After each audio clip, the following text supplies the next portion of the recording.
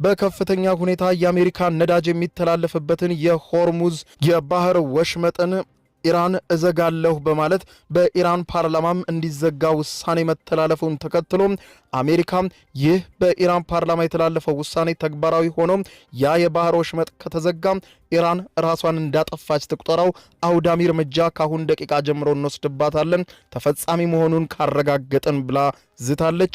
በሌላ በኩል የኢራን የወሽመጡ ይዘጋ የባህር ውሳኔ አሜሪካ በተለይም ደግሞ በኢራን ላይ በፈጸመችው ጥቃት አሜሪካን የሚጎዳ የበቀል እርምጃ ለመውሰድ የተሻሉት አማራጮች እነዚህ ናቸው በማለት መምረጧ ነው። ይኸውም የኢራን ፓርላማ ውሳኔ በአያቶላ አሊ ካሚኒ የመጨረሻ ውሳኔ መሰጠት አለበት።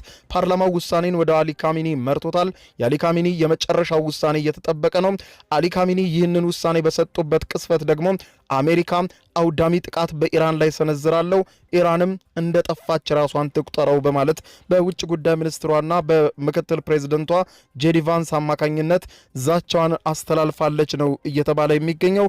ከዚህም ባሻገር የአረብ ሀገራት የተለያየና በተለይም ከአሜሪካ ጋር ቁርኝት ያላቸውና የሌላቸው የተለያየ መልክ ያለው መግለጫ አውጥተዋል። የተለያዩ ዓለም ሀገራት ድጋፋቸውንም ተቃውሟቸውንም ለሁለቱም ሀገራት እያሰሙ ይገኛሉ። ኢራን ጥቃቷን በእስራኤል ላይ አባብሳ ቀጥላለች። የመከላከያ አቅሟ ደግሞ እየተዳከመ ነው የተባለችው እስራኤልም ጥቃቱን ለመከራከር ሙከራ ብታደርግም በርካታ ሚሳኤሎች ግን በዛሬው ዕለት ከተሞቿን ደብድበዋል።